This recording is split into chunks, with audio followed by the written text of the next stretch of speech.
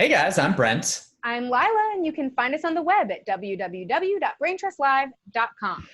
That's right. Happy Labor Day. Happy Labor Day. Thank you, Union. A thing that many a Republican politician forgot to do today. Have you noticed that in the many Labor Day messages that exist now on social media, about 50% of them fail to mention unions and just seem to be thanking people for the idea of labor, which is almost the opposite of what Labor Day is supposed to be about.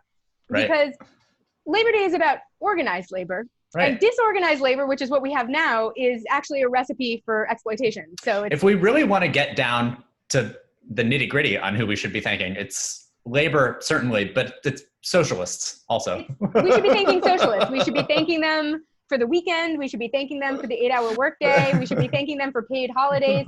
We should be thanking socialists for all the good things in our lives. And we should be not thanking Trump and the Democrats, really, everyone, for all the bad things in our lives. There's almost nobody who we should thank in currently serving in government. So one thing that you should definitely do, though, if you are a person who is hoping to celebrate Labor Day in some way, is mention in the tweet that you write about the importance of labor, mention unions.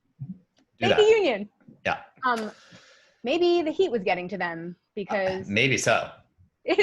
The heat this weekend where we live in Southern California broke records. I was going to say that whatever you were doing to celebrate Labor Day, it probably wasn't outside in Los Angeles. No. And if it was, you're a maniac who deserves what you got. because it was too hot. It was way too hot, setting records everywhere. Also, there's fires everywhere. The smog is like the worst since like the 70s, basically. Like, I mean, it literally looks terrible. Hazy out. Oh, it looks weird. It looks like 1970 outside. Yeah, no, it's not good. Nothing about it is good. No. And then also today, we just found out that one of these massive fires, one that's like now over 7,000 acres, was another fire that was started by a freaking gender reveal party that had pyrotechnics at it. Not even the first time that this has happened, as you might remember, because last year we had the same problem. You guys, look. It's weird already that you're insisting on continuing to do gender reveal parties. It's especially weird, though, to do one with pyrotechnics during fire season and cause yet another huge forest fire because you insisted on having the most elaborate gender reveal of any human being on Earth. I have thought of a lot of special types of punishments for these people. I mean, it'd be one thing if this was the first time this had ever happened, but it literally caused a major fire just last year. Yeah. Like this, you can't even be like, well, maybe we shouldn't have been doing gender reveals anymore anyway, but we didn't know it would cause a fire. You did know because the exact same thing has already happened. Well, the gender reveal party should be you as the family finding out from your doctor and then telling whichever of your friends and family you decide to tell or whoever asks you. That's right.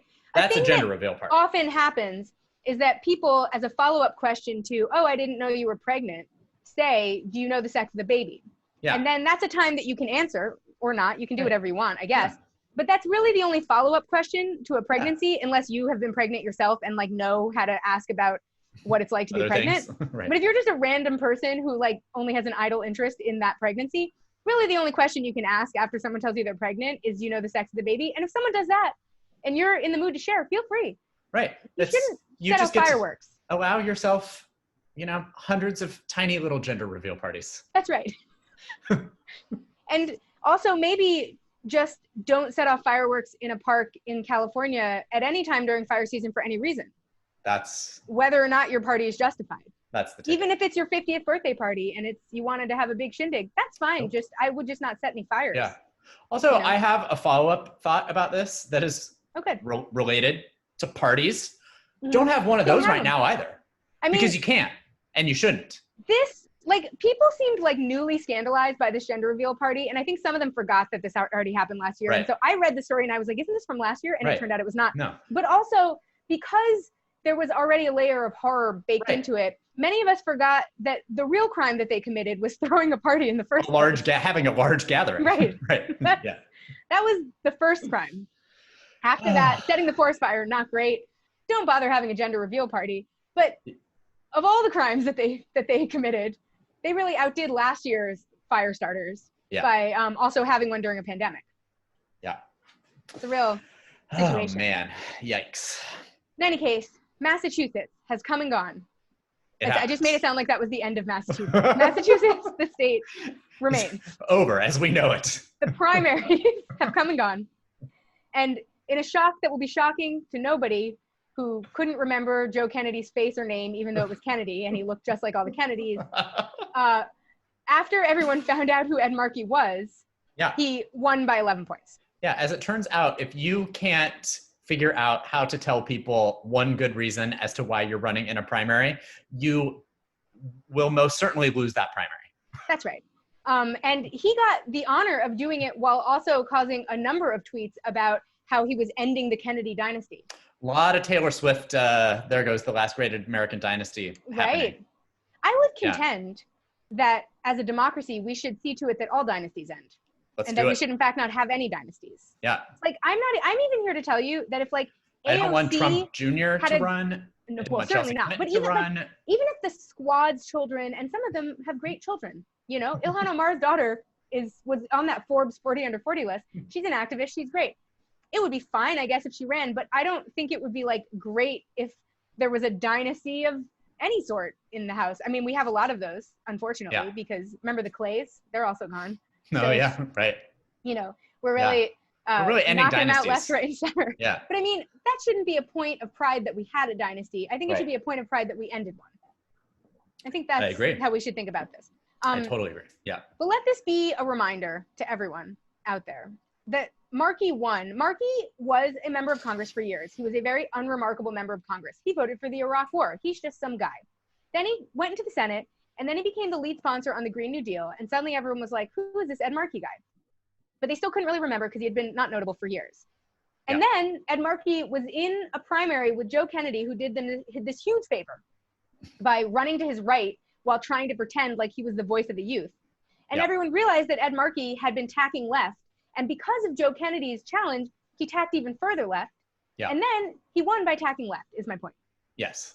And I think this is huge because I've seen multiple tweets about the fact that Markey tacked left. And there's a lot of like moderates out there who are sort of like, oh, so it's fine that like this guy just decided for this primary to move to the left, even though he voted for the Iraq War and he did this and he did that and he voted for the Patriot Act and blah, blah, blah, blah.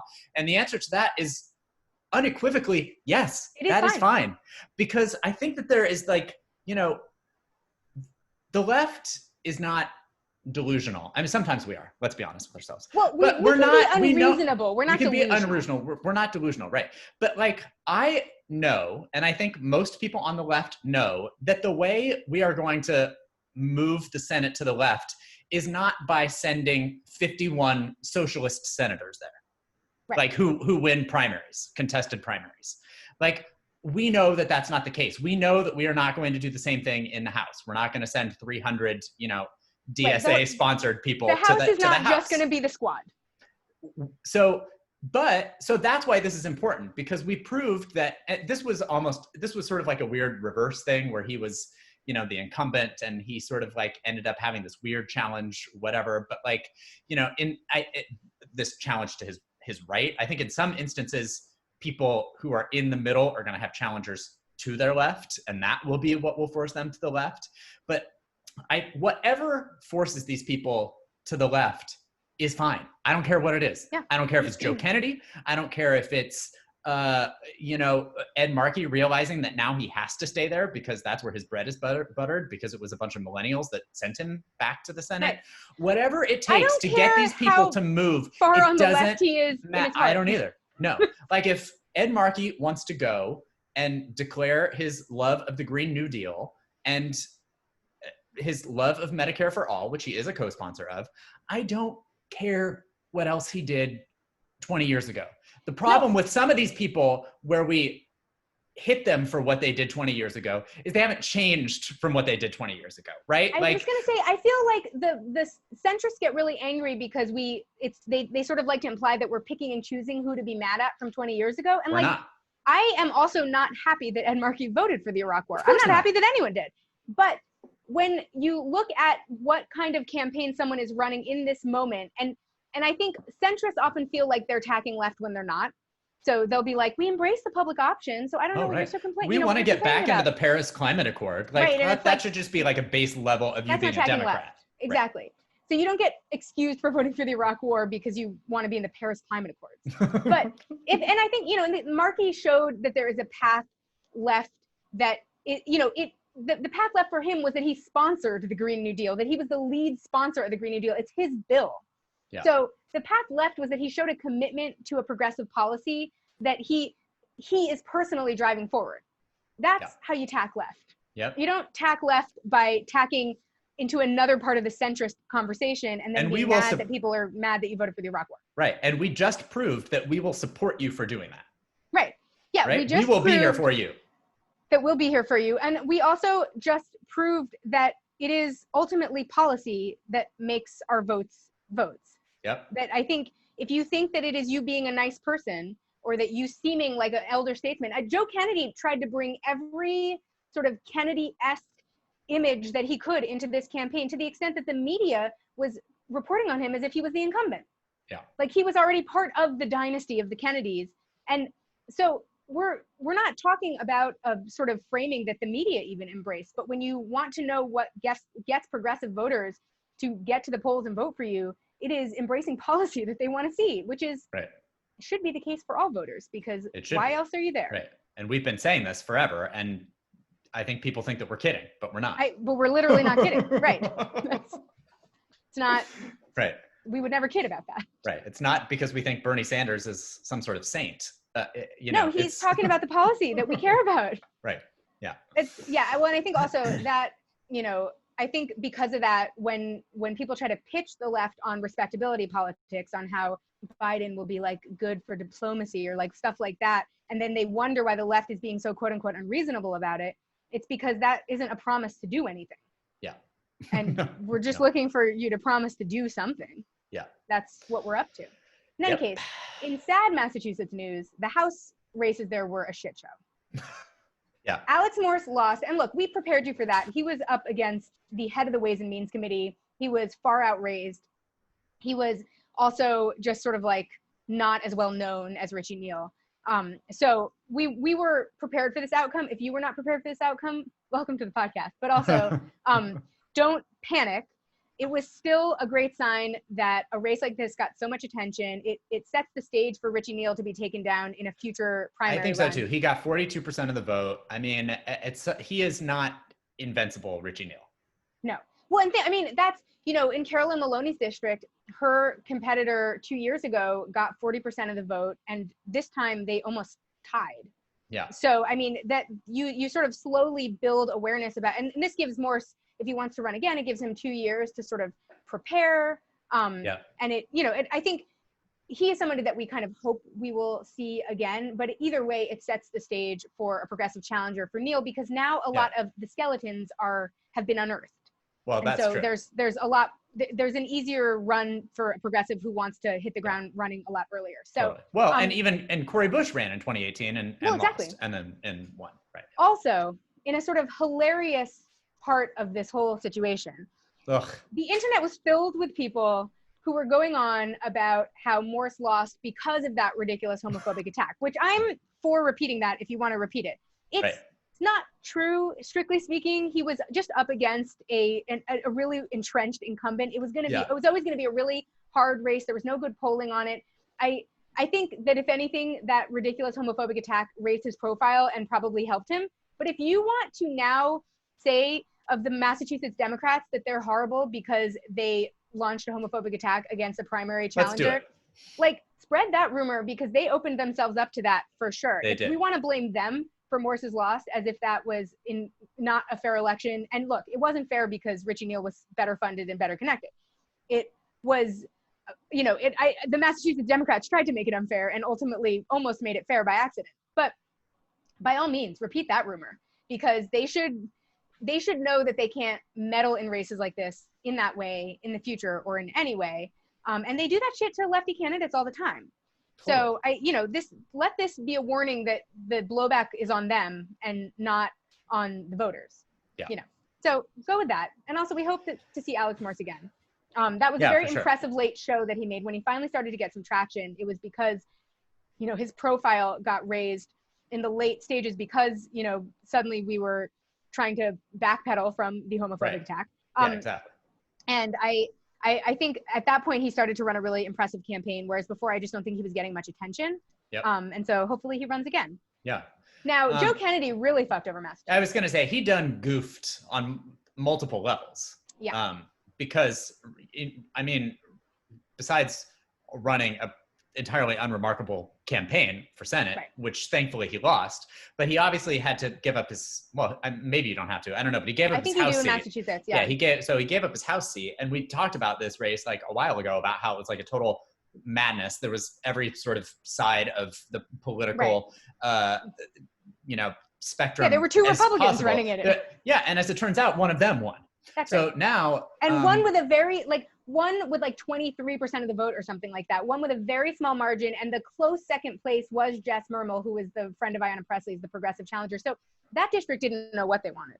No, there were like 7 people running, so they couldn't know what they wanted. Right, exactly. So anyway, so yeah, now we have Joe a Kennedy lost his primary, and now the Republican is going to be the. Yeah. I mean, he's a Democrat supposedly, but it's the former Republican. So yeah, he's a Republican, and this is the same election where Ed Markey beat Joe Kennedy by 11 points statewide. So what a mess Massachusetts is. Yeah. But also, this is a classic machine politics state kind of outcome. Machine politics states are real up to shenanigans. I don't know what I thought I was going to say there. They're real messy. They're messy. You said it. Yeah. Biden this week announced his transition team. You might not be shocked to hear that we're not super happy about who's on it. More of this. I just this is just this is the continuation of the 8 hours of DNC that we had to watch. Yeah. This is a transition team that includes basically every wing of the party that you heard from at the DNC. Yeah. The borderline Republican wing, the centrist wing, the Pete Buttigieg wing. Right. The wing of whichever wing Ted Kaufman belongs to, who's the one we were talking about last week, who said that we might not be able to pass any meaningful legislation because we were going to have to worry about the deficit. The nothing can happen wing, the warmonger wing, Susan Rice is on it. And then Vivek Murthy, who was the Surgeon General under Obama. What I think is so funny about this is Vivek Murthy has been touring incessantly for the last year with a book about loneliness. And so the issue that as Surgeon General he focused on is this very touchy-feely issue of loneliness. And while that has some relevance to the pandemic era, as we are all very lonely because we're sitting in our homes with nothing to do, I don't know that is the sort of area of expertise that, and look, I know he was the Surgeon General, but that area of expertise makes him a funny fit to be the person leading the pandemic response for Biden.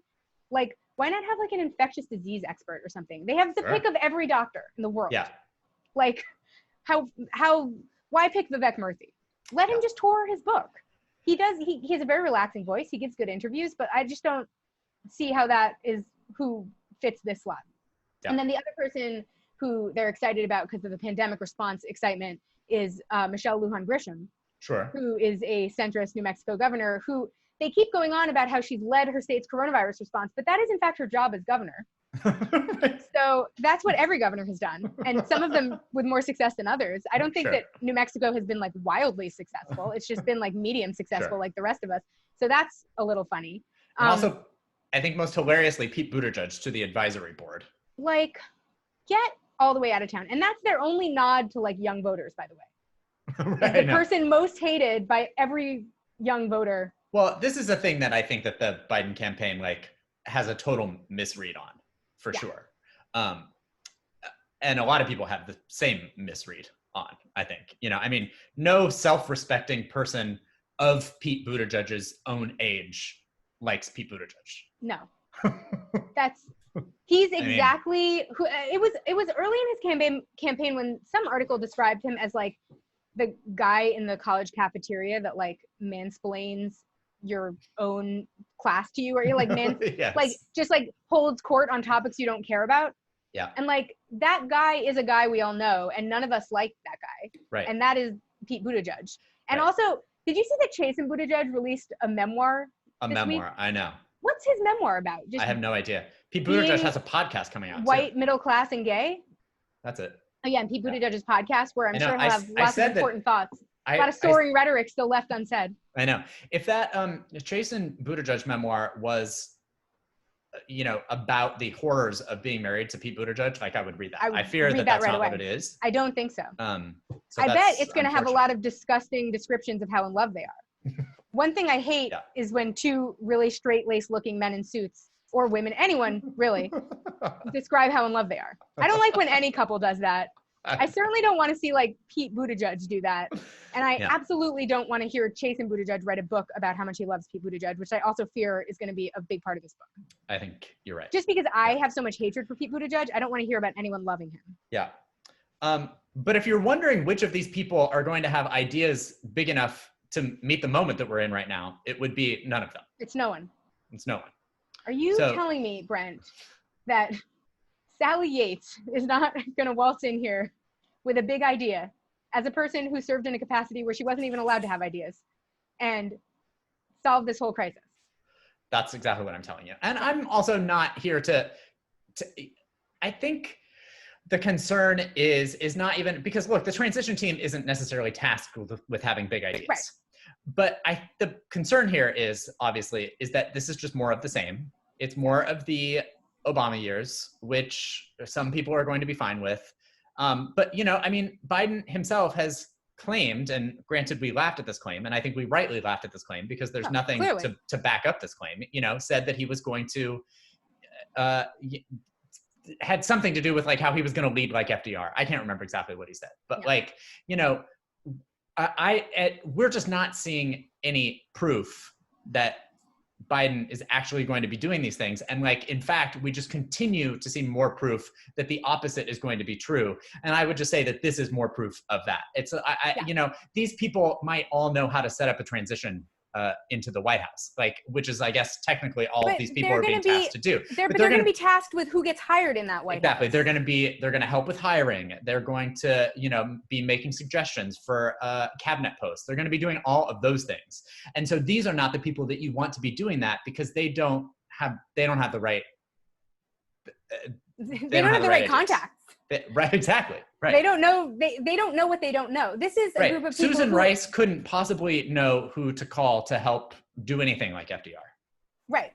Well, and couldn't even know who to call to help us get out of our many entanglements abroad. Right. She only has contacts that would help us get into more. Exactly. Right. Right.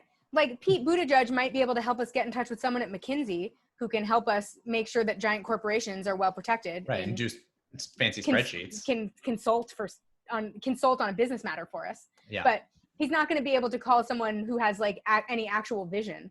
Right. There's not, his Rolodex is pretty thin anyway. Yeah. As we learned when his endorsees came forward. Sure. Well, he's the governor of South Bend, Indiana. So when we think about what we might want to see in this administration, I think one thing we have to be mindful of is that as much as we all felt a little calmer during the Obama years are also what brought us the Trump years. And so we don't want to just rehash the Obama years and then end up with another cult of personality, sycophant-driven nonsense person, who can outflash us any day because we have no ideas and no plan to do anything even a little new. And there were things that were left unresolved by the Obama administration, which is why someone like Donald Trump, with his sort of bold promises of contradictory things, was able to sort of grab the imagination of so many people who really felt like nothing was changing. And as much as I think, those are not people whose changes we want to see, the idea of not doing anything to appeal to the many, many change voters that vote in every presidential election. And this is the problem. This is the mistake we make every single time. Yeah. And I think the one thing that Obama offered was that he seemed like change. And so change voters could vote for him. But if you're wondering why there's so many voters who were comfortable voting for Obama and then voting for Trump, those are change voters. They want to hear that you're going to change something because their lives suck and they want it to be fixed. And these kinds of, appointments do not give anyone the impression that you have any intention of fixing anything. They maybe give them the impression that you have the intention of not continuing to degrade the system. Right. But I don't think that promise is very sexy, and it's not something that's easy to campaign on. Right. The only thing that this is going to change is a change back to the time that we wanted to change. Right.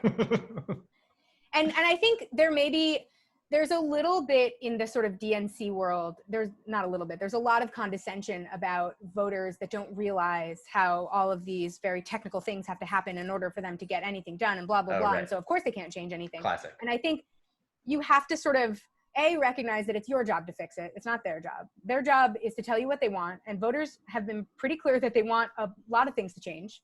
And you are not offering any response to most of those things. Most voters care at the moment about, the pandemic, but also just healthcare in general. And, what you're offering is an attempt to do something you already tried to do once and failed at. So you're not offering any vision there. Most voters are interested in ending our various entanglements abroad, but certainly no one on this transition team is offering any hope on that front. No. Most Democratic voters are interested in being able to vote at least a little bit towards a priority that they maybe have in some area, but you're not offering any priorities. So it's hard to know whether you're offering that either. I think this is a transition team made up of the kind of people who are blind to why the Democrats keep losing, and because of that keep propelling the Democrats to greater feats of loss. Losing, right. Every year. Man. In any case. Well, they're raising a bunch of money, so there's that. Raising a lot of money. I'm not surprised because everyone's really panicked about Trump, and also because they have a lot of corporate friends. Yeah, that's the thing. Look, this fundraising haul is definitely raised some eyebrows. It was $365 million just in August. A lot of people were shocked by that. I think the Biden campaign probably was shocked by that. Yeah. Apparently they pushed off the day they were going to announce because they kept, the last day was also huge and they couldn't count the money fast enough. And they had some huge days, after they announced Kamala Harris, they had some huge days during the DNC. They're not going to continue to raise $365 million in August, but that was it shattered all previous records. Oh, yeah. It shattered, that's a huge sum. It shattered Obama records. It shattered previous Trump records, Hillary Clinton records. I mean, it was massive. And I think the closest to it had been in the 200s. So it was massive. Now, I think that there are a few things to note here that are important, because while even the amount of money that came from small dollar donations, which was 95% of the money. 95% of the actual donation. So amount of donations, not amount of money. Right. Amount of actual donations were donations from grassroots supporters.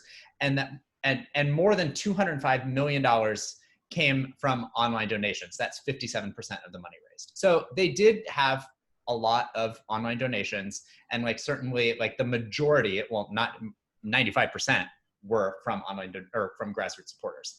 But that $205 million, or 57% of the money raised, still means that 43% of the money was raised from the other 5%. That's right. Of donations that they got that were not from online. So they got— That's $160 million. They got $160 million from 5% of the donations, if my math is right. Right. So, they are definitely crushing it with the big dollar donations right now. We've heard about that. The Biden Victory Fund, which is the joint fundraising with the DNC, is getting, donations of up to $700,000. We've heard all about the Kamala Harris, Hollywood fundraisers that are going on right now. So look, I mean, this is good for winning an election. You want to have a lot of money if you're going to try and win an election. That's probably going to be more than Trump has. He's been catching up to Trump. At a certain point, Trump had more money on hand than he did. So these are all good signs. But it's sort of similar to the Clinton campaign. It doesn't make me want to give them any money. No, well, I have been saying the whole time that I feel like Wall Street has covered my share of the donations. Yeah, right. And that the money that I'm donating right now is going to go to groups like Justice Democrats that are working hard to take down this wing of the party, because I don't actually want to live in a world where 5% of Joe Biden's donors have $160 million to donate, because I don't want to live in a world where he owes that 5% something for the money. Right, exactly. Joe Biden does not take my money and then start supporting He doesn't owe me. Right, he doesn't owe me anything for $40 that I may or may not give. But he does owe these people something.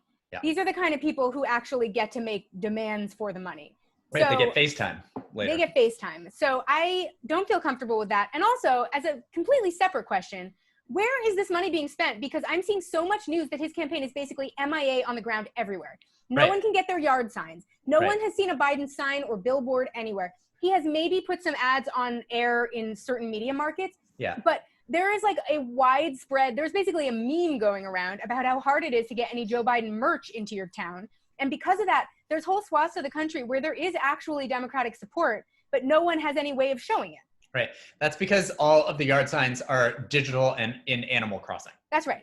Yeah, they're hitting the youths where it hurts in Animal Crossing. But that, I think, also is funny because that, I think, goes back to what we were talking about when we were talking about primaries also.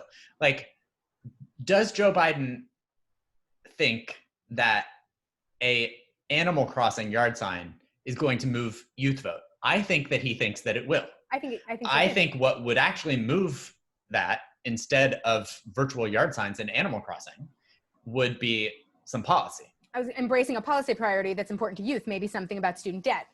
Yes. But no. But that's not what we're going to get from Joe Biden. We're going to get pandering to us in Animal Crossing with no actual promises to do anything for us. Right, and he's going to be shocked when he doesn't get a blowout of youth vote. Yeah, exactly.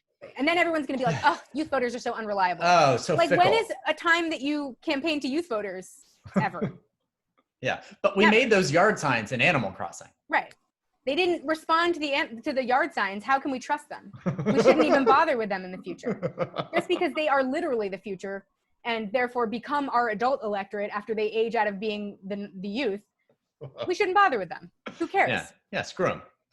But I feel like one thing that we have said before and say again is, and not maybe this cycle yet, but all the money in the world cannot buy you a competent campaign operation. A competent campaign operation is what buys you a competent campaign operation. We saw Hillary Clinton had all the money in the world. They had money coming out of their ears. It was like Money City. All the richest Democrats in the world were just showering money on that campaign. They didn't need our $27 either. And yet somehow being terrible at campaigning and having a campaign operation that, can't fight its way out of a paper bag is actually, even if it costs $365 million, not a valuable use of money or time or resources. Right. I could buy a diamond-studded pogo stick with $365 million. Right. It's not going to help me get anywhere or win an election. No, I could take a virtual bus tour. I keep getting these emails from Youth for Biden where they're going on a, quote, virtual bus tour, which is like, what is that? That's not a thing. But the virtual bus tour, which, by the way, isn't costing them a dime because it's fake, is also not, if it's a poorly run virtual bus tour where no youths show up, is not going to be a use of money that is worth your $27 either. Oh. By the way, I don't know if you guys can hear it, but we have like a dog cacophony going on right now. Oh, I can't hear it. Oh, so I'm maybe glad. they can't. Yeah. I don't hear it. Listeners, I hope that you can hear it because it is like, I don't know what is going on outside my house right now, but it is like dog central. It's like someone is really riling up the neighborhood animals right now, and I don't know what to do about it. And like things are bad enough. It is like 1,000,000 degrees. Yeah. My fridge broke, and so I had to unplug it. Yeah. And then I had to rush to Brent's house and give him all of my frozen food, and then he had to give me a bag of ice. We did a trade-off through my car window where I handed him all of my frozen pork chops, and he handed me all of the ice in his possession. Which was a lot of ice. Why did I have that much ice? Why do you have so much ice? I know. You called and you were like, I need ice. And I was like, I got it. I got ice. Oh, boy. In any case, back to campaign funding. Yeah, right. Donald Trump's campaign is not raising $365 million in August. Right. And they also don't seem to know what to do with their money. So I guess on some level, if the Biden campaign can be just less inept than the Trump campaign, then maybe that'll do it. Yeah. But there's a lot of questions about what they're doing with their money right now. First off, we don't have their fundraising numbers because they haven't released them. So they're certainly less than $365 million because they don't want you to know what they are. Because they would have told you by now, today is the 5th, what they were if they were more. And if they were more than Biden, they would have bragged about it in a way where he would have called someone a nickname. It would have been a whole thing. Yeah, exactly. Anyway, there's some interesting things going on right now because last week the AP reported that the Trump campaign had pulled most of their TV ads over the previous week. And now Biden appears to be outspending Trump on television 10-1. Which is funny because you never see ads for him either. So it's like, I don't know what the ratio is here. Oh, I'm seeing them. Oh, you are? Oh, good. Yeah. I wonder if I have somehow unsubscribed from all Biden contacts because I'm not getting anything from the Biden people. I'm watching far more questionable television than you are, though, also. So that's true. Yeah. That's a good point. I'm seeing them during sports, probably. Oh, well, I'm definitely not watching sports. Right. So yeah. That's fair. But they also seem to, the fact that they pulled all of that money seems to be weird because there's a lot of Trump allies and other Republicans who are sort of like, what is happening there? But apparently what's going on, at least the reports are that, they hired that new campaign manager because what's his name got demoted, although they said that he didn't get demoted, but clearly he got demoted. And apparently he is taking a more cautious approach because the previous campaign leadership was spending massive amounts of money on television and digital ads earlier this year, and there was like no discernible effect. Well, I think so basically they've pulled this because they were spending a bunch of money. Like we've seen Trump commercials, they've been crazy. Like they've been on air. There was that whole thing where about like the police were delayed for 5 days very because exciting Biden defunded them commercials and stuff like that. So like we know these commercials exist, but they weren't moving the needle at all. So they basically have pulled this money, and it seems as though they don't know what to do with it because like nothing is helping. I would contend that they don't need money to help. They need different America to help. The airwaves are already oversaturated with Donald Trump. So putting commercials on for him is sort of like, why bother? I mean, he gets way more free media than anybody else, obviously. I will note that they are getting their yard signs to people because the Trump yard sign situation is exploding all over the country. And they are getting their yard signs and other signage to random protesters in places like Southern California, where it seems like every weekend we have a Trumper protest in Beverly Hills. Where are they coming from? Nobody knows. Right. But I mean, it seems like they're getting their merch out. Yeah. So they're definitely getting some money on that. Right. They're definitely getting their boat flags out. Well, more on that later. They're getting their boat flags out for sure. But yeah, I feel like it's a little bit of a head scratcher anyway, what your strategy should be when your candidate is capable of generating the kind of publicity that Trump generates on his own. Like, how do you put together a coordinated campaign effort with a guy as unpredictable and ubiquitous as Donald Trump? I mean, I can understand why their ads were not moving the needle. Who doesn't like Donald Trump right now is going to be like, well, wait a minute. I know. I didn't see that ad about, filled with outrageous lies. Like, you might have some people that were feeling ambivalent about everyone and are like, you know what, maybe I'll vote for Trump, whatever. Like, you might have those people, but I don't think that you actually catch that many new eyeballs by running an ad if you're him. Whereas Biden is nowhere to be found. So they need to do TV ads because he's not made an appearance. Well, he is finally out of the bunker. Yes, he's unbunkered. He's been unbunkered. They promised us he came early because they said it was going to be after Labor Day, and they were really teasing the premiere of Joe Biden pretty heavily. But he actually came out of the bunker last week so he could go to Kenosha after he was noodling around with going to Kenosha, couldn't really commit to it, and then Trump went, and so then he had to go. Yeah. And then both of them were in Kenosha, and that isn't really much of a story other than to say that Hillary Clinton never went to Kenosha. So at least we know that. Yeah, exactly. Or Wisconsin more generally. The only noteworthy thing that happened there was just sort of like the hilarity of Trump walking around the rubble and then threatening that this was going to happen if we elected Joe Biden. Right. Donald Trump did a lot this last week of filming himself in the rubble of Donald Trump's America and saying that this is what Joe Biden's America would be, even though it was currently Donald Trump's America. Right. He found like the most rubble forward locations he could, all care of Donald Trump's America. Yep. And then that strategy is so confounding to me, the idea of like constantly remarking on things that are already happening as if that's what we have to look forward to in Joe Biden's America, even though it is like currently what we have happening in front of us in Donald Trump's America. I mean, I think it might work, but I think I'm just sad that it might. In any case, Donald Trump also thinks that the troops are losers and suckers. This was a major story of this week. Yeah. Which sort of surprised me, not because it shouldn't be, because obviously if the president of the United States thinks that the troops are losers, then that's a huge story. But the reason is that, of course he thinks that. I mean, we know what he has said about John McCain over the years, that he likes, he likes people who weren't captured, things like that. We know that he thinks these types of things about people. And also we know that he thinks horrible things about everyone. It's like one of these things where like, of course, we've talked about it many times on this podcast where there's been like reports of him saying something. It's like, well, of course he said that. I don't need right. a And report. people I don't are need a always like, report. where's the video? I know. You People need like video of this? I know. People like continue for this to look for this holy grail of Trump saying the N-word. And it's like, I don't need that. Right. We know he said the N-word. Like, we know he did that. Like, of course he said that. He said it probably a million times. He probably said it yesterday. He said it today. He said it, or, you know, it's like, he's saying it all the time. It's probably part of his regular vernacular. I don't need to hear it. No. I mean, it might be damning to hear, but like, also, we know that happened. So of course he thinks the troops are losers. Like, right. Obviously. He's also, obviously, in his evolving philosophy on the troops is very McCain influenced. So we knew he thought the troops were losers right away because he wanted to think that John McCain was a loser.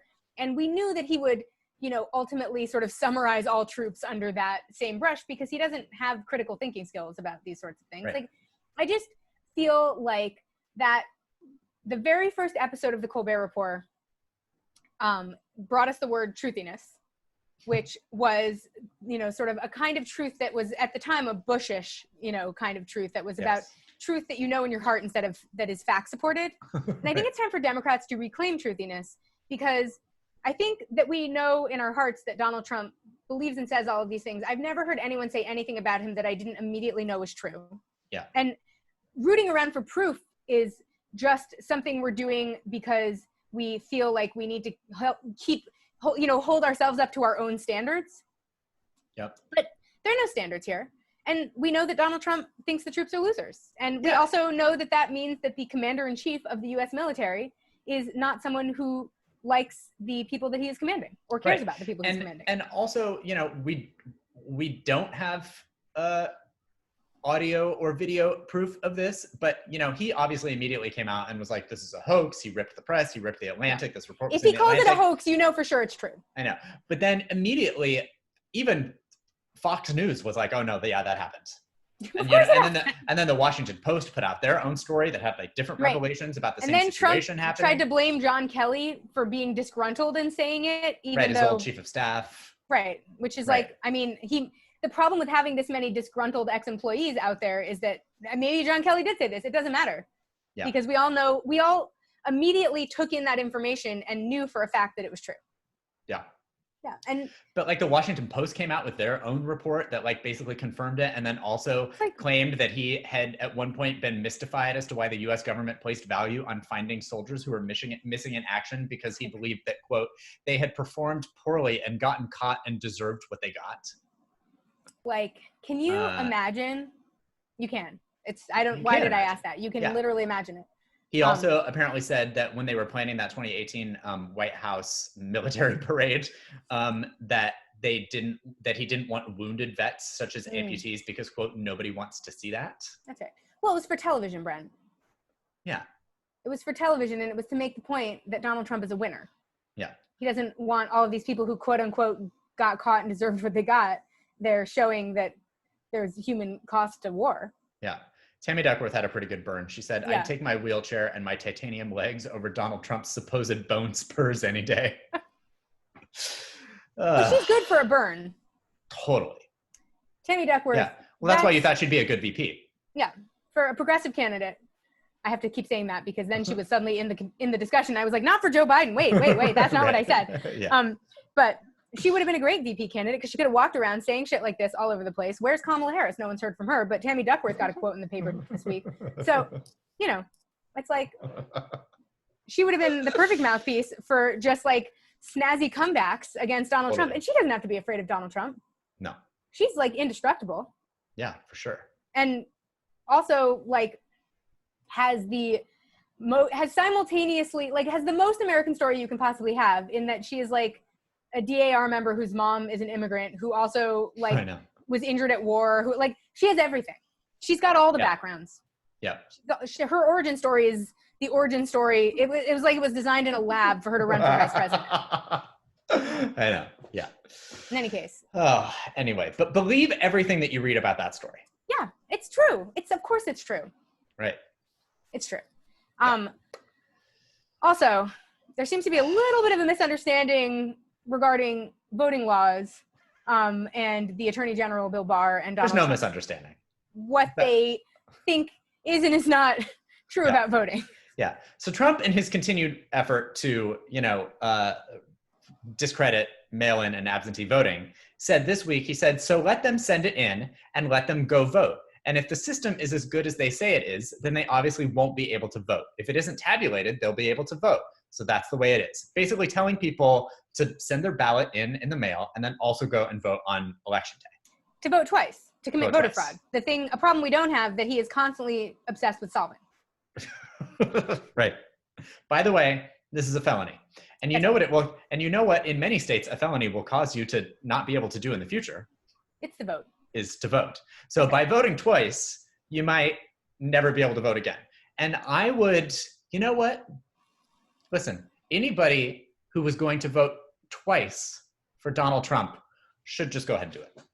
I mean, I think... Because then we won't have to deal with them in future elections. That's right. I think if they want to voluntarily remove themselves from the voter rolls, that's not on me to right. solve. Yeah. Oh, man. It seemed though like Bill Barr wasn't super sure. I mean, he is obviously, like, I'm not suggesting that he doesn't actually know the truth, but he was asked about it by Wolf Blitzer and said, I don't know what the law in particular in the particular state says, and when that vote becomes final. What he was, I think, asked about, was he asked about North Carolina, I think? Or well, that's where Trump was when he said it. Yeah, Trump was saying this in North Carolina. Mm-hmm. So Bill Barr is not sure if it's illegal to vote twice. Yeah, and this is to me a little, I mean, they're both troubling. Obviously, the president telling you to vote twice is troubling. But the attorney general, this is just continued proof that this attorney general is not functioning, separately from the president. He is functioning as Trump's own lawyer right now. And that is not what the attorney general does. He works, in the administration, but he is works not for the American people. But he works for the people. He is not Trump's personal lawyer. And this is just another instance where Bill Barr said what he said to cover for the president. And it is not the attorney general's job to cover for the president. It's the attorney general's job to tell the American people that you can't vote twice because that's a felony. That's right. And this is also, if this exchange was happening in their beloved private sector, this would be a fireable offense.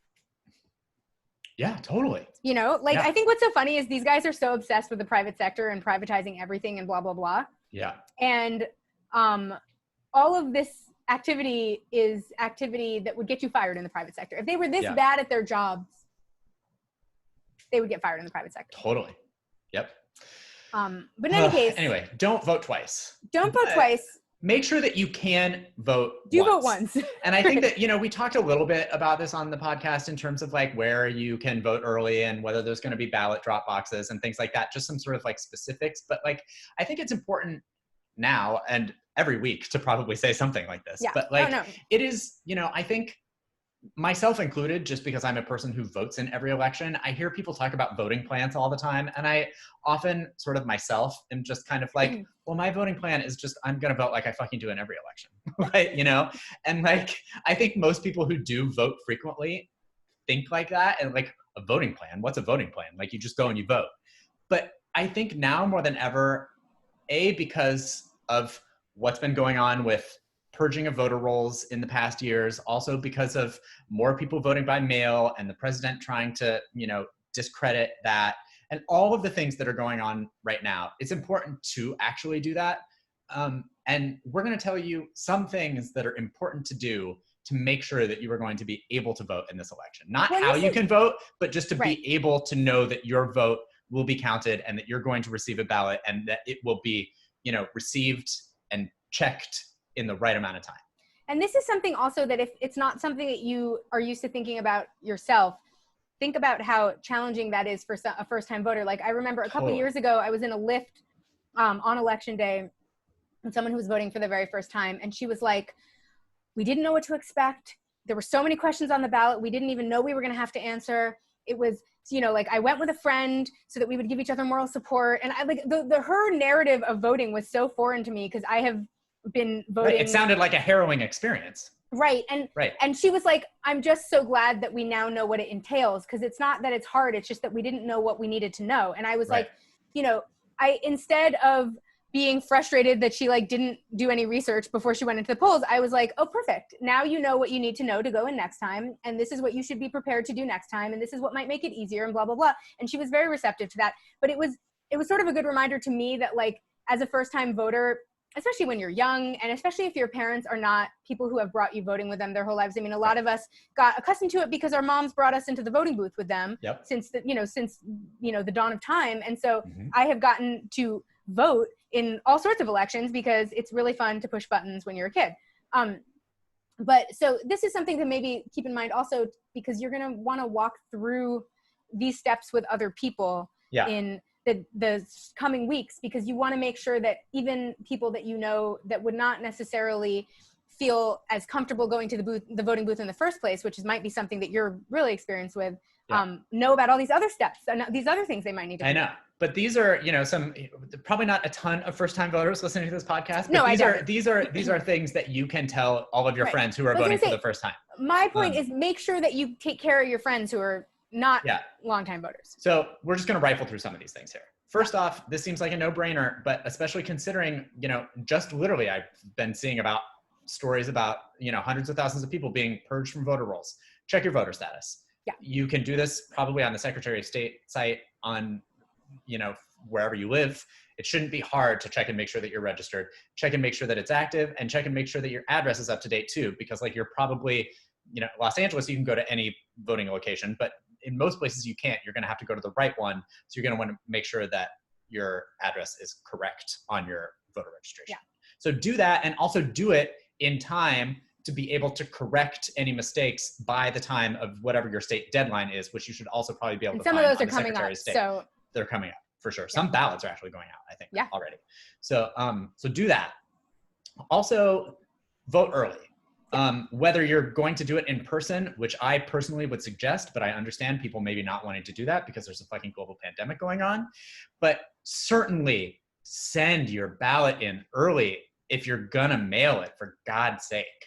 Well, and especially because there are some states that require your ballot to get there by election day. It varies by state. But you should make sure that you know when your ballot needs to be in, because it's not the same in every state. Yeah, that was something that I actually just learned in researching this podcast, is that and some of them are important states. Every state is important. Yeah, but I just stepped on Brent's next talking point. No, that's totally okay. Michigan and Pennsylvania are states where you have to have your ballot returned by election day. Also states it's very important that you vote in. If you live in. Yes, exactly. Yeah. So because in California, you just only have to have it postmarked by election day. Yeah. But also, even in states where it only has to be postmarked by election day, a lot of them have laws about when it has to be received. So some of them, in California, it has to be postmarked by election day, but it has to be received within 3 days. And considering what we know about what's going on with the post office right now, that's getting a little bit dicey. Well, and that's what you saw happen in the New York State primaries, is that there was confusion about when the ballots needed to be received by and when they needed to be postmarked by, because they weren't postmarked. That was the Board of Elections' fault. But they only counted certain ballots because they only counted ballots that had been received within a certain time frame after Election Day. Yeah. Also, look up any other rules that could be gotchas. Hundreds of thousands of absentee ballots are thrown out every election because of whatever is wrong with them, right? And sometimes it's literally a state will say, and usually it will tell you on the ballot, so also just make sure to read the ballot thoroughly, but there's rules about what ink color you can use. If it says use blue or black ink, then don't use green ink. Right. But it sounds like a silly thing to do, but your ballot will be thrown out for reasons like that. Yeah. And if you live in a state that doesn't have a ballot tracking system, New York City just instituted one, which leads us to now know that you can start demanding that of your state now. I think a lot of the time it feels like it's too late by the time anyone's paying attention. But I think even if your state is not a state that is, that is a state that's already sent out their ballots and has no tracking system or whatever, make sure you start making that request early, because there is no excuse for a state not having a tracking system for their ballots in this election. There's no excuse anyway.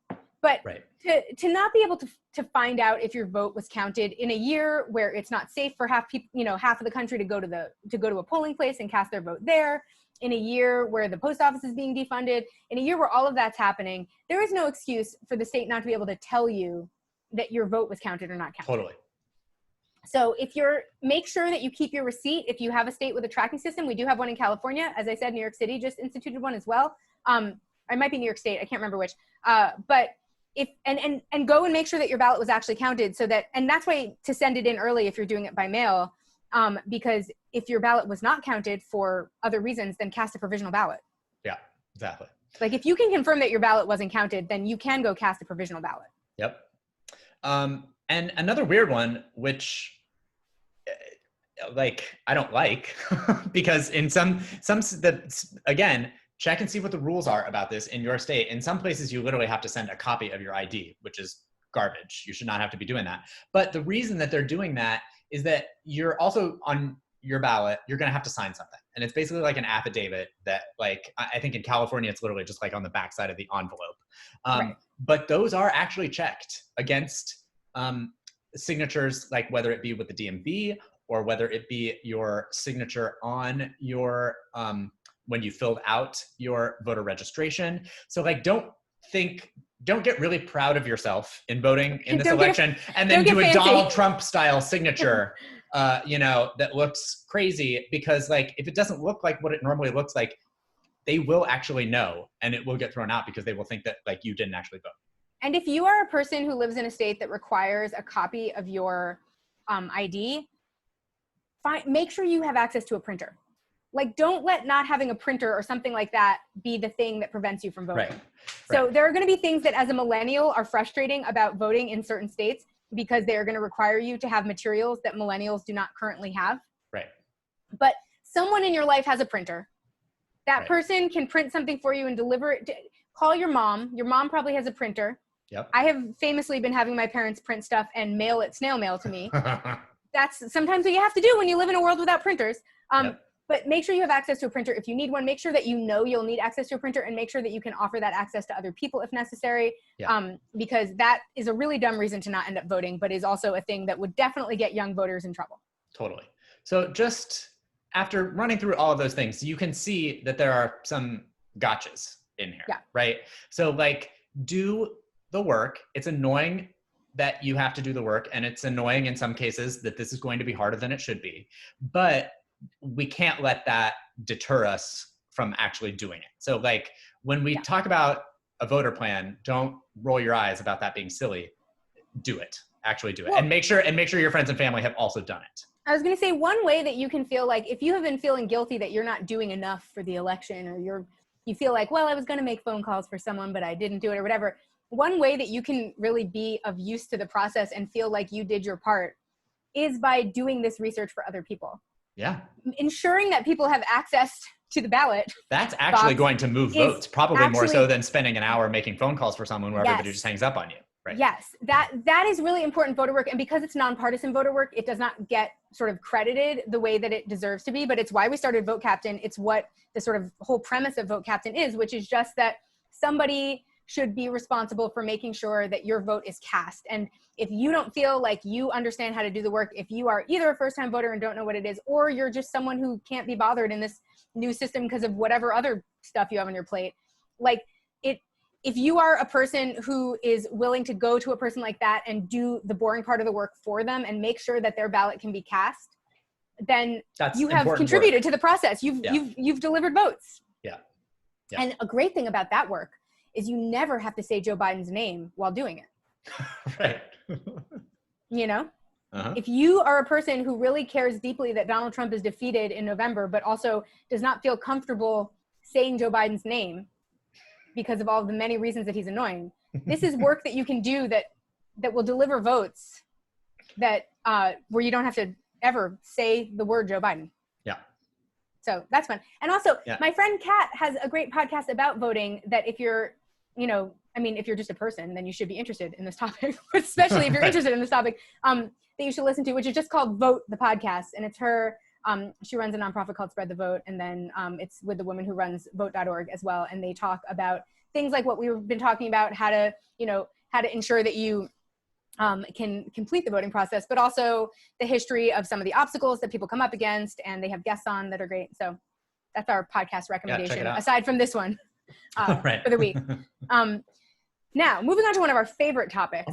It's been so long since we talked about job numbers. I think it was like probably last year or maybe even the year before, but it was only to note, we used to talk about them every week. Right. And we always talked about how they were fake, but we talked about them anyway. But I think the last time that we talked about them was when we talked about how they couldn't get them right, actually, because there was literally there was some error on the spreadsheet that they were entering the numbers into or something like that, which felt right, Yeah, it's appropriate for the jobs numbers experience. Right, exactly. But we got some this week, which were notable for a couple reasons. Some good, but mostly bad. But you probably haven't heard about the bad ones because you only heard the good ones, because everybody just cares how many jobs were added and what the unemployment rate is.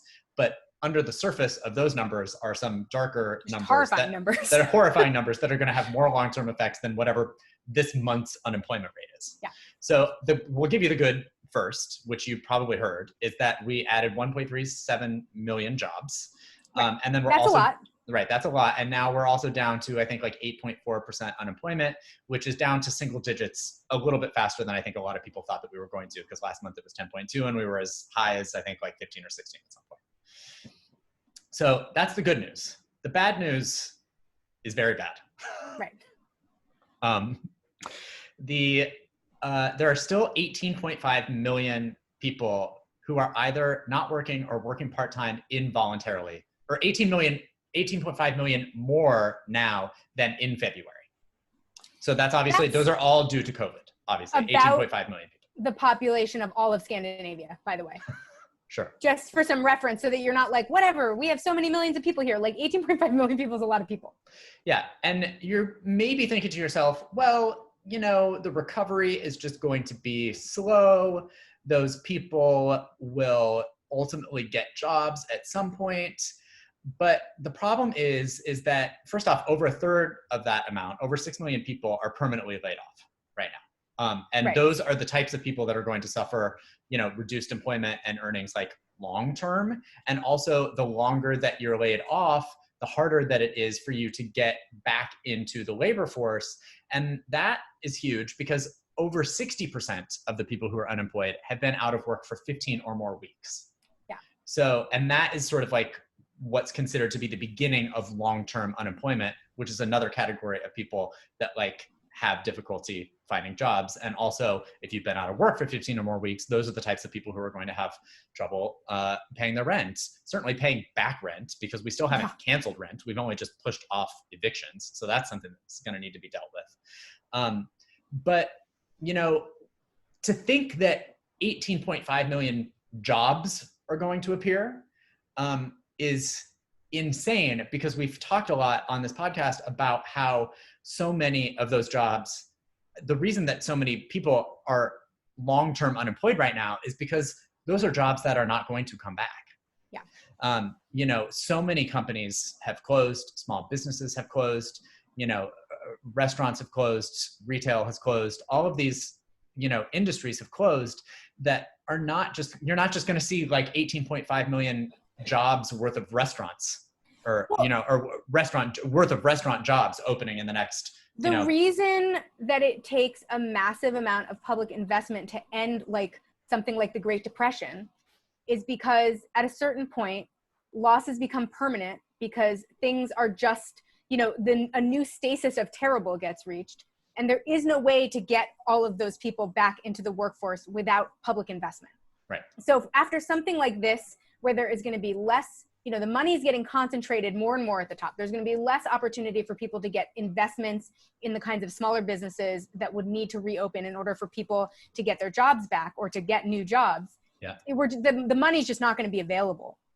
And Right. so a moment like that takes a huge amount of public investment to kind of jumpstart things, because these become permanent losses, because once all of these restaurants close, who's going to be able to afford to reopen them? Right. It's not like new restaurateurs are going to be able to waltz in with all their investment money and just like reopen all the restaurants. Right. Yeah. So, and I think one of the reasons we're in this state, actually, that we're in such a sort of vulnerable state right now, is because that is not how the 2008 recovery went. We did not make the kind of public investments that we should have to make that recovery something that could, where we, the American people, invested in our own economy in a way that created a sort of sense of stability and allowed some of that investment money to recirculate. Right. We invested in banks. We invested in banks and we invested in large corporations. And then it turned out they could pull the rug out from under us anytime. Yeah. Which They did, because they did, and they will why continue to do. aren't banks the ones bailing us out now after we bailed them out so much? I've been really angry at the banks this week. Yeah, sure. I don't know why. I just feel like, why not? Well, they're awful. Let's go with it. Well, and also, how many times have we bailed them out recently, and Well, I know. they can't bail us out this one time? Like, stop asking us to pay mortgage and rent. The banks could just do that. Yeah. What do we need all this money for anyway? It's ridiculous. The economy's fake. In any case. Oh man. But yeah, so we're looking at, we're looking at a lot of these losses being permanent in a way where, like, especially since we're not providing any relief to anyone, well, right. There's going to be no way for people to work their way out of this. There's not going to be jobs for them to go to. It's going to be like that. It's going to be like during Occupy, when there was only one job for every 5 millennials. Right. And yet we had all these people walking around being like, they're so lazy. Why can't they just get a job? And it was like, even if they all spent 24 hours a day looking for a job, only 1 in 5 would get one. And then what are the other 4 in 5 supposed to do? Just hang out? Yeah, exactly. And not sleep in a park and protest? Why can't 20 million people just take a shower and, go to a job and get a job? Right. And it's like, well, there just aren't, mathematically speaking, there are that many showers, but there aren't that many jobs. Right. And so that's the kind of situation we're in. Yeah. And that, by the way, creates its own set of societal woes. Well, exactly. You don't actually want that many people to be unable to feed and house themselves. That actually ends up being shitty for you too, a person who is trying to have a nice neighborhood that they can walk to a grocery store in and not have like 12 tent cities, cropping up on every corner. Well, these are the types of numbers. I mean, we've got social unrest right now for various reasons, but like these are the types of numbers that can cause social unrest in major ways, not just sort of, some way, but like, because this is widespread. It's in every part of the country. It's in cities. It's in rural areas. This is not, it's so widespread that if this all stays this way, yes, we added 1 million jobs last month, but like, if we don't continue to add, 1 million jobs, 1.5 million jobs over the next, 10 months, then there's no way we're going to. We're not going to. So we're not going to, right? Because we're going to need public investment, and that's not coming. So, Well, it's like, we want to be Brazil? We want to be a society where wealthy people have to take helicopters as much as there's this sort of sense in America that we're all kind of like just on the other edge of being a millionaire finally. Most of us are not. Most of us are going to be stuck in the doldrums with everyone else. Yeah. And so it is most likely that you will not be one of the people that can afford a helicopter and a penthouse. And if you are in a society that requires that your personal safety allow you to have a helicopter and a penthouse in order to not be like murdered and dragged through the streets or whatever's going on. I don't know if that's happening, but whatever it is, then you need there to be not social unrest. And to have not social unrest, you need there to be public investment. And to have public investment, you need there to be a competent government. And to have a competent government, you need to have literally any people besides the people that are running our government and are trying to run our government, running your government. Well said. So that's where we are. And with that, we bring you Pelosi's salon visit. Nancy Pelosi thought it would be a good time to go get her haircut in a salon, even though that was illegal. Listen, this is not... She's done worse things. I was going to say, thank you. I was about to say, this is not a story that we should care about. We're going to tell you all about it because It was a story that everyone was caring about this week, which was unfortunate. But remind yourself as we give you the details of Nancy Pelosi's boring salon visit that Nancy Pelosi is terrible most days. Yeah. It wasn't just Monday when she went to the salon. This wasn't the worst thing that she did last week. No. And also, I'm sorry, we should not be talking about Nancy Pelosi's appearance. I get it. But Nancy Pelosi also has gone to at least one illegal injectable appointment also. Of course because she has not missed her Botox appointments. No, none of them have. By the way, have you seen a picture of Adam Schiff recently? That's what I was just about to say. It's not just her. But like also these people, and I think this is sort of the point of why people are upset about the story, is that like this is a thing that these people do, right? Like Nancy Pelosi, this is probably, obviously, you think Nancy Pelosi hasn't got her haircut since March? She's received at least one other. She has a bob, you guys. Right. She's received at least one other illegal haircut, but my hair that has just grown wasn't like filmed.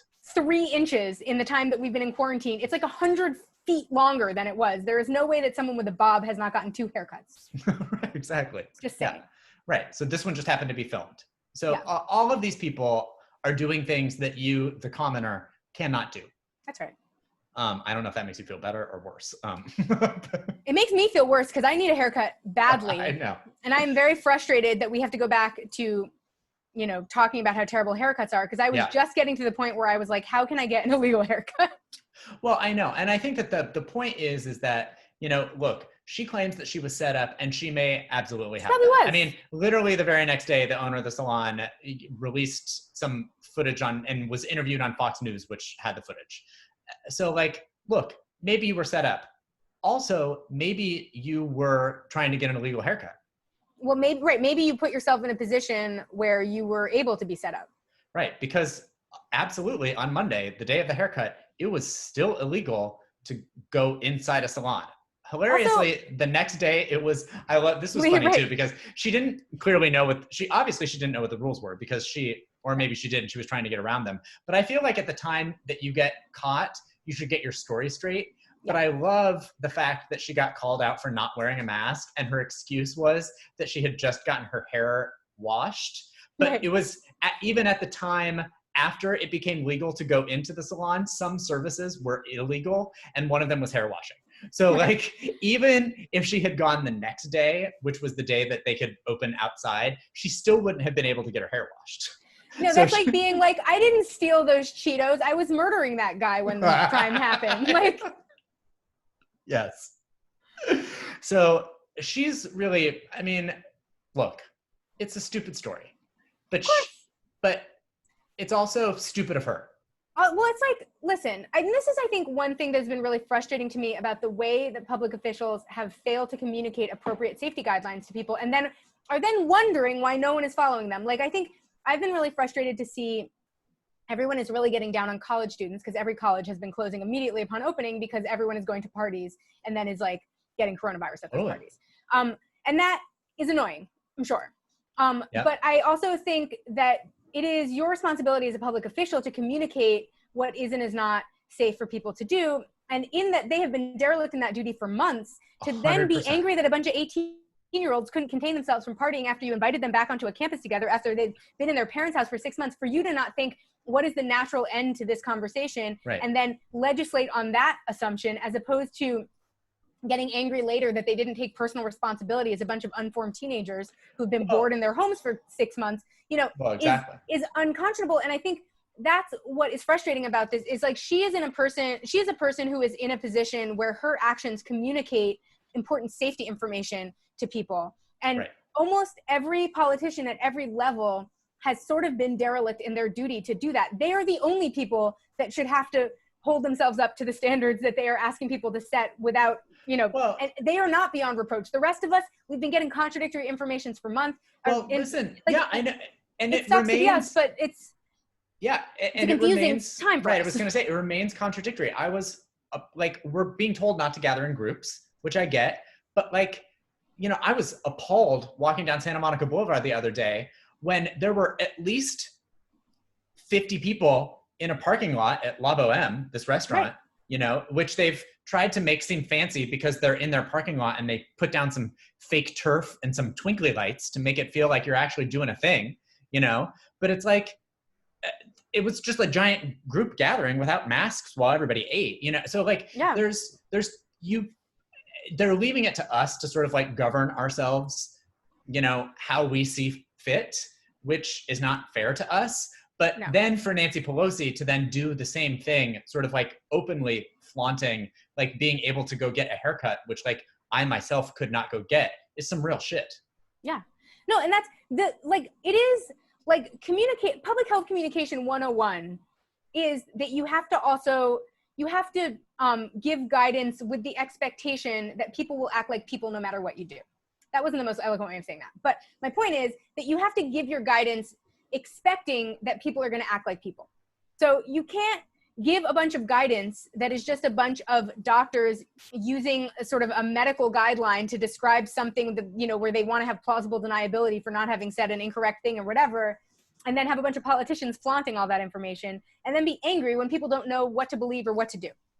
You have to assume when you are legislating colleges reopening, you have to know that college students throw parties and think, okay, how do we proactively stop this problem from happening, as opposed to being angry when you saying, please don't go to parties didn't work or doesn't work. Like, Right. you know, you have to assume that people are going to act like people the whole time.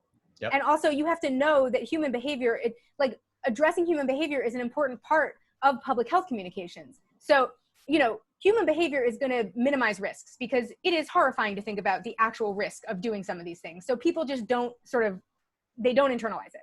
Right. And you have to know that that's going to be their reaction going in, so that you can give them appropriate guidance that they can hear. And that is something that they are, in a country like this where we're also individualistic and ridiculous, we have been sort of historically very bad at doing.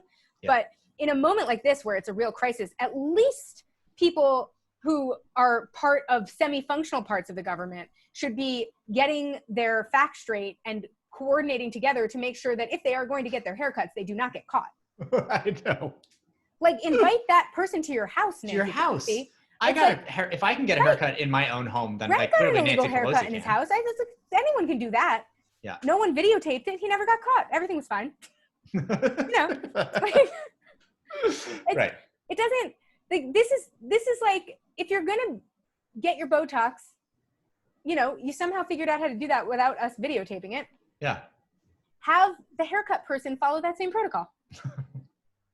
Exactly. It just seems like you should know that your public actions communicate public information. That's and it. That that's it. Your public actions communicate public information. Yeah. I finally got there. Oh man.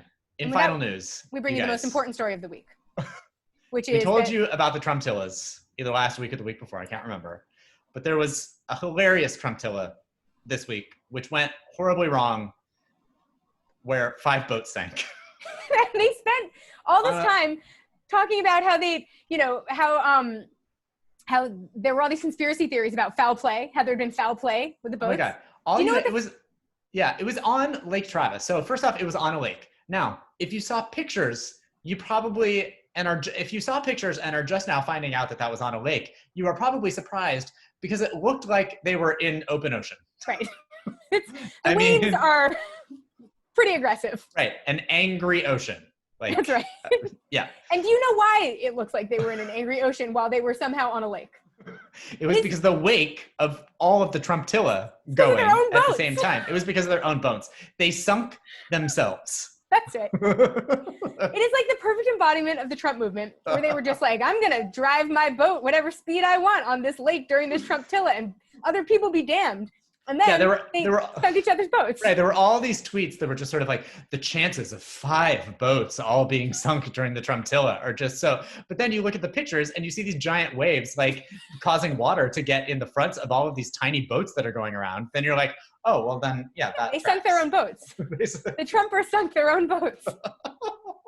There are some very funny pictures that are the sort of perfect visual embodiment of America under the Trump movement that are just fully formed Trump boats sitting at the bottom of the lake with Trump flags on them. Right. Because 3 of them got towed away, but 2 of them had like already sunk, and they're just like the bottom of the lake. They're just down at the bottom of the lake with their Trump signage all over them. That is quality. If you need to feel good at some point this week, right.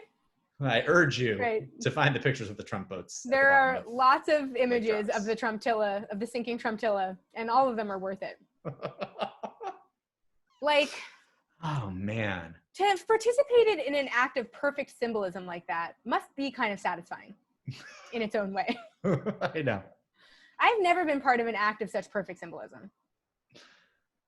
Normally you have to sort of reach for the symbolism in the things I'm participating in. This is just like so on the nose, and they didn't even do it on purpose. No. It was just like their own idiotic actions caused their own parade to sink. I love it. It's so good. It's so good. In any case, that's the news this week. Next week, who knows? I know. Who knows if we will be here, if our homes will have melted. Oh my God. I know. It reached 109 degrees in West Hollywood, you guys. West Hollywood. I've lived here for 17 years, not West Hollywood, but on this side of the hill anyway, it was a level of heat that I have only experienced like visiting my parents in either Palm Springs or Yuma. It was oppressive. You could feel it in your lungs because it was so humid and also so like dusty and smoky and gross. Like to even step foot into the hallway of my complex was not the life that I was looking to live. No. I mean, it's a nightmare. It's not in it. every Not sense. Not it. So, be careful out there. I know. And if you have a gender to reveal, just send a text. Send a text. I'm sure your parents will be as delighted to hear via text. That's the news. We'll talk to you next week. Bye. Bye.